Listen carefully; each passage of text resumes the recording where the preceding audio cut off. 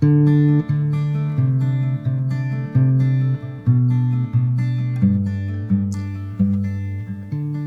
this is Bob Petersen with Statewide Real Estate in Michigan, Michigan, and welcome back to UP Sustainable Living.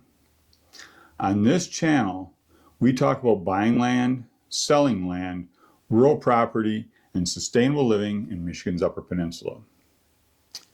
In the last video, we talked about CFA land, or commercial forest land.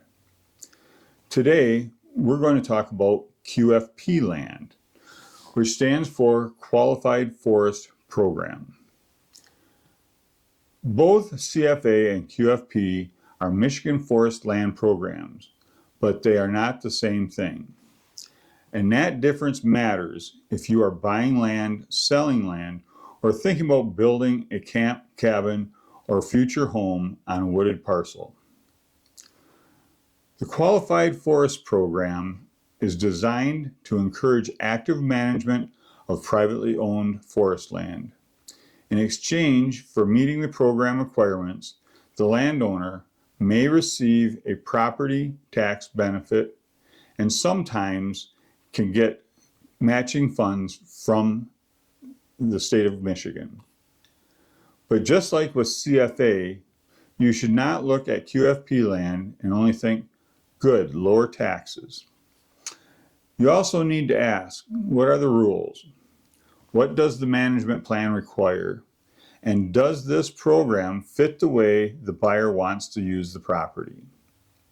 One of the biggest differences between QFP and commercial forest products land is public access. With commercial forest land, public foot access for hunting and fishing is general part of the program. With QFP, there is no public access requirement. That is one reason many buyers may find QFP more appealing than CFA. If a buyer wants a private wooded parcel, QFP may be easier to understand and easier to live with than commercial forest land. But that does not mean QFP is simple, and it does not mean the buyer can automatically do anything they want with the land. QFP is still a managed forest program. The property needs to meet eligibility requirements. There is usually a forest management plan, and the landowner is expected to manage the forest according to that plan. So if you are buying QFP land, one of the first questions should be, is there a current forest management plan? And if there is, what does that plan require?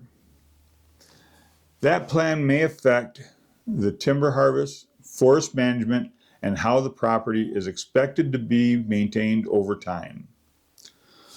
For the right buyer, that can be a good thing. It gives structure to the long-term care of the land. But for a buyer who just wants a simple vacant parcel with no extra rules, QFP may need a closer look. Another important issue is building. One of the common questions I hear is, can you build on QFP land? Generally speaking, QFP is more flexible than commercial forest land when it comes to structures. Structures may be possible, but that does not mean the whole property automatically keeps the same tax treatment. And it does not mean the home site, driveway, utilities of cleared area will be treated the same as the rest of the managed forest land. That is where buyers need to slow down and ask better questions. If you want to build a cabin camp, you need to look at more than just the QFP status. You also need to check zoning, access, septic and well requirements, wetlands, setbacks, driveway permits, and whether part of the parcel should be treated differently for tax or program purposes. QFP may work very well for someone who wants to own managed forest land, keep taxes reasonable, and maybe have a limited home site or cabin area if the rules allow it. But it may not be the right fit for someone who wants to convert the whole property into a normal residential parcel with no forest management responsibilities. That is why I always come back to this question: does the program match the buyer's actual plan? For sellers, QFP should be explained clearly. If your property is enrolled in QFP, that may be a positive selling point.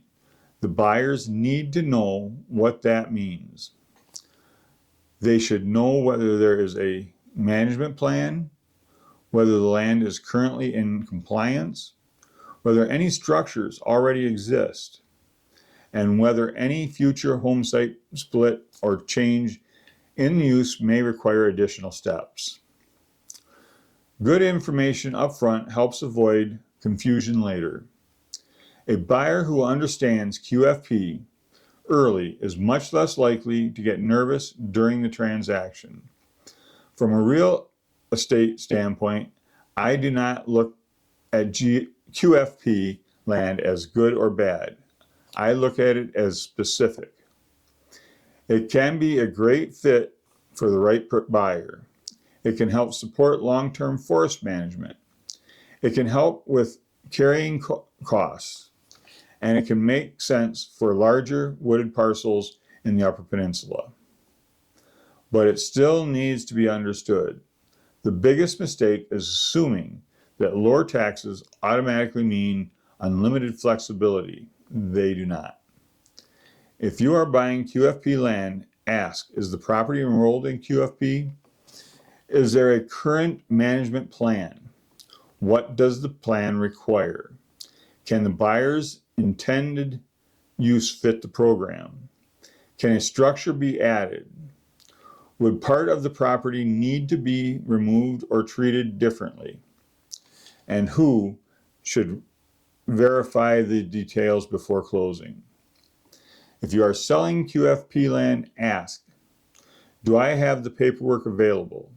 Do I understand the management plan? Can I explain the basic benefit without overpromising future buying or homestead use? And should the buyer verify details with MDARD or MDARD, the local assessor, zoning, or the health department?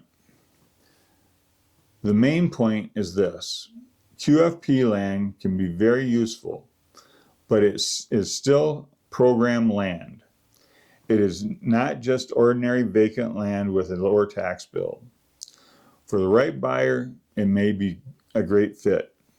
For the wrong buyer, it may create confusion or extra steps. So before buying or selling QFP land, take the time to understand the program, verify the details, and make sure the property matches the buyer's goals. In the next video, we'll talk about homestead treatment, also called the principal residence exemption, and why that is different from CFA and QFP. Thanks for watching. Again, this is Bob Petersen with Statewide Real Estate in Escanaba, Michigan, and this is UP Sustainable Living. If you're buying or selling land in Michigan's Upper Peninsula and want help understanding issues like QFP land, CFA land, easements, access, or future building concerns, feel free to reach out. Bob at statewidemi.com, 906-280-4733, and I'll see you in the next video.